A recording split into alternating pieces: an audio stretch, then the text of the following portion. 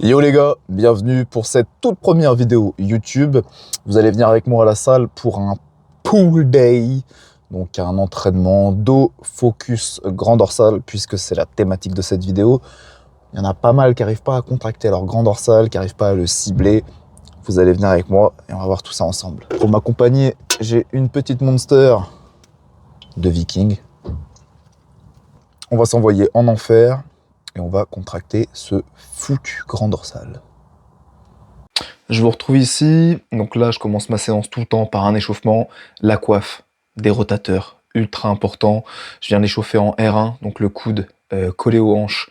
Et juste après en R2, le coude aligné aux épaules, d'accord, pour travailler la coiffe sous différents angles. Puisque de toute façon, dans tous les tirages, le coude va être déporté vers l'extérieur, hein, tout simplement.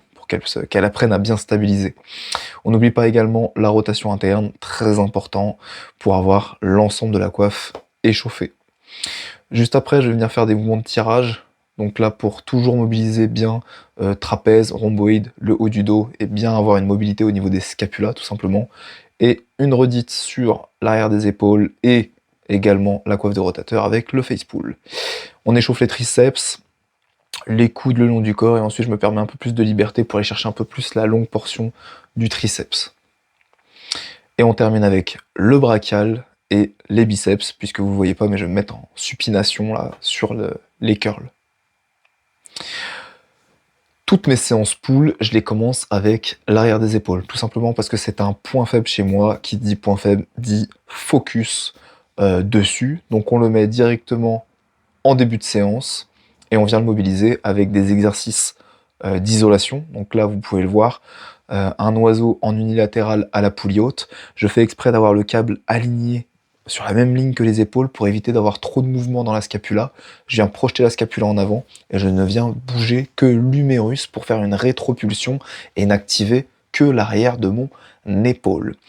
3 séries, 15-20 reps pour vraiment aller chercher du sang, de la connexion et à surcharger progressivement dessus au fur et à mesure. Bien évidemment, je fais les deux bras. Je vous ai épargné ça là pour la vidéo. J'enchaîne avec le deuxième exercice, toujours sur l'arrière des épaules. Un oiseau aux haltères. Exercice à forte tension de contraction. Tout à l'heure, c'est un exercice à forte tension d'étirement. Je termine avec un exercice à forte tension de contraction, comme je vous le disais. Toujours dans le but de garder les omoplates les plus décollées possibles et ne venir faire qu'une rétropulsion des humérus, donc tirer les bras vers l'extérieur et amener l'humérus vers l'arrière. Bon là je bouge un peu trop les scapulas à mon goût. Pour la prochaine séance, je diminuerai le poids et j'irai chercher vraiment à les fixer pour vraiment les garder les plus décollés possible pour n'avoir que l'arrière des épaules en mobilisation. Petit pump post-exercice arrière d'épaule et là j'entame directement ma montée de gamme pour mon premier exercice concernant le grand dorsal. Donc comme vous pouvez le voir, je viens chercher un poids léger pour ma première série de montée de gamme, 10-15 reps, suivant comment je me sens. Le but, amener du sang, reprendre le mouvement, connecter cerveau-muscle, avoir le schéma moteur, et voilà, réveiller le système nerveux tout simplement. Pareil, je viens vraiment réveiller mon muscle, d'accord? Je viens activer mon grand dorsal, je tire le coude à la hanche, j'ouvre la cage thoracique, j'incline et légère rotation. Et ça, je vais le faire le plus dynamique possible, même pendant mes séries de chauffe. Bon là c'est en x2 comme vous pouvez le voir sur la vidéo. Là c'est pareil, j'ai fait x2 au niveau de la charge, d'accord? Et là je viens faire entre 6 et 8 répétitions, suivant comment je me sens, toujours pareil au niveau de ma séance. Juste après, troisième série de montée de gamme, là j'en fais entre 3 et 5. Pareil, on a augmenté, on se rapproche de plus en plus de la charge effective que je vais venir manipuler pour mes séries de travail. Et là, dernière série de montée de gamme, 98% à peu près de ma série de chauffe, une seule répétition, on appréhende le lourd. Montée de gamme terminée, on va passer bientôt à la série de chauffe. Je me repose 1-2 minutes et j'attaque ça. Là, le but du jeu, ça va vraiment être de tirer le coude à la hanche, ouvrir la cage thoracique le plus possible, décrocher l'épaule et aller chercher à l'abaisser pour la redescendre, puisque le grand dorsal va venir tirer justement l'humérus le plus bas possible, d'accord, vers la hanche. Donc ça va vraiment être le gros focus. On va essayer de sortir la cage, faire une légère inclinaison et rotation du buste pour aller vraiment chercher le bas du grand dorsal avec cet exercice. Let's go.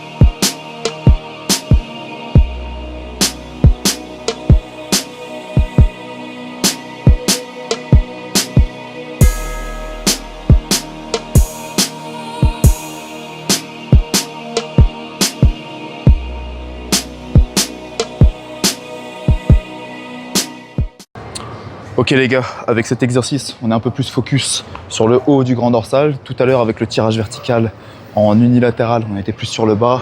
Là, on vient remonter un peu plus sur les fibres hautes. On n'est pas sur un doublon, pas du tout, c'est pas le même mouvement. Tout à l'heure, j'étais sur un tirage vertical. Là, on est bien sur un tirage diagonal, ok? D'où le sens de tirage qui n'est pas le même et qui ne va pas recruter le muscle de la même façon, même si on va toujours chercher à tirer ce putain de coude à la hanche.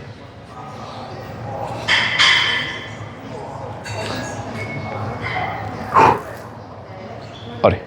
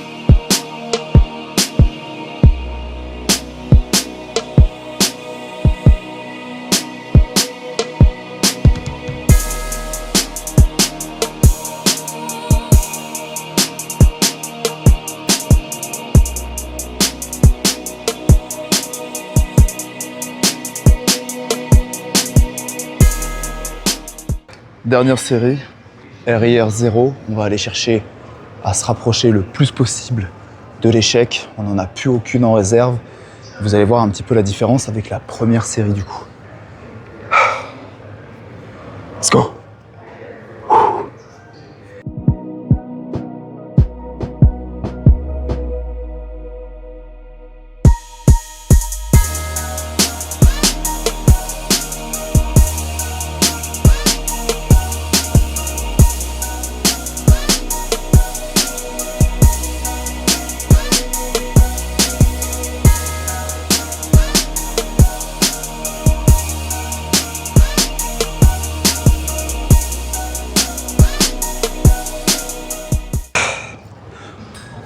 Ok, pour le coup, la dernière, j'avais plus de jus, c'était vraiment la fin.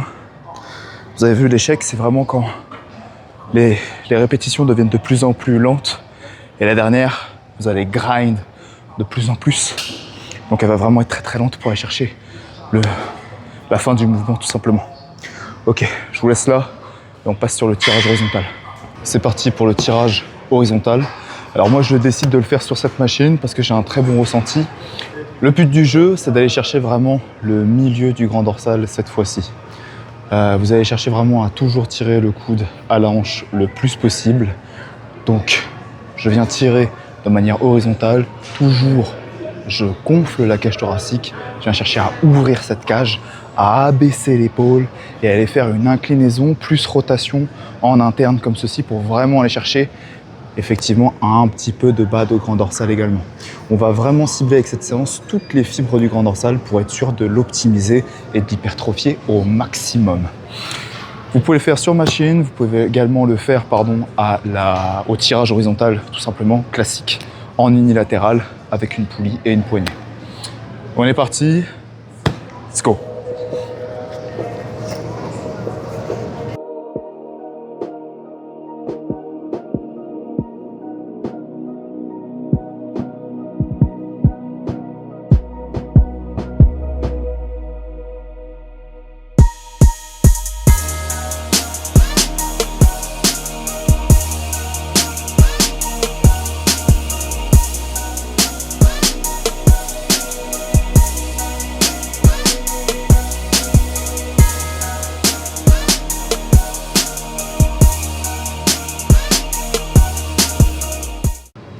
Comme c'est la première, je suis en RIR 2, 3, plus 3 d'ailleurs. C'est la première fois que je le fais à 60, dû à ma surcharge progressive. Donc c'est pour ça, je me teste, j'essaye de standardiser avec cette charge. Et par après, je viendrai de toute façon augmenter le nombre de répétitions pour atteindre le range rep le plus haut. On se retrouve sur le dernier mouvement pour le grand dorsal. Donc là, on est vraiment sur un finisher, le pullover à la poulie haute. Alors vous allez chercher à régler votre poulie pour que la boule du câble arrive à peu près au niveau de l'oreille, ok? Pourquoi? Tout simplement parce que dès que vous allez vous mettre en position, ça va éviter l'oscillation du câble et d'avoir des déperdition de force tout simplement au niveau de la charge, d'accord? Comme ça, la tension est tout le temps continue et on est sûr que ça cible directement sur le muscle. Un exercice qui va fortement l'étirer, même si c'est un exercice à forte tension de contraction, puisqu'on est sur une poulie. La force va être assez, comme je l'ai dit tout à l'heure, en continu.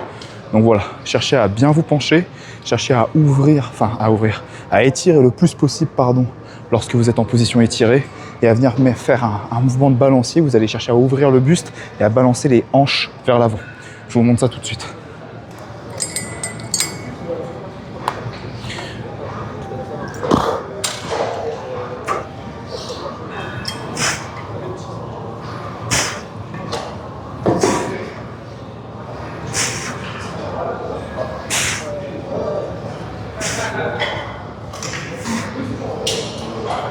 Et comme ça, vous êtes sûr de pouvoir étirer votre grand dorsal dans sa totalité, et de venir le raccourcir.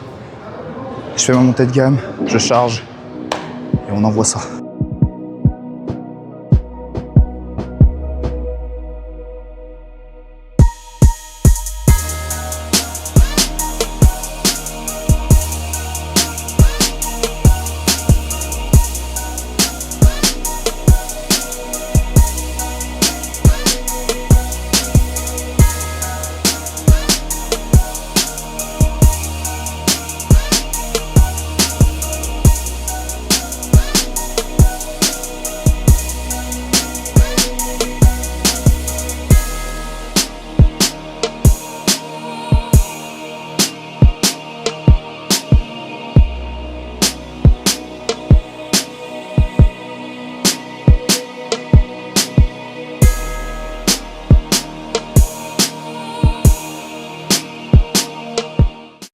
Bon, je vous retrouve ici pour la fin de la séance. J'ai pas pu vous le filmer parce que j'avais plus de batterie, mais j'ai terminé cette séance par un curl incliné aux haltères sur un banc. Et voilà. N'hésitez pas à retester cette séance et à me redire qu'est-ce que vous en avez pensé en termes de ressenti. Vous allez vraiment cibler toutes les zones du grand dorsal et tirez-moi ce coude à la hanche, je vous en supplie. Gardez le poitrail le plus ouvert possible. Et let's go pour avoir un fucking grand dorsal.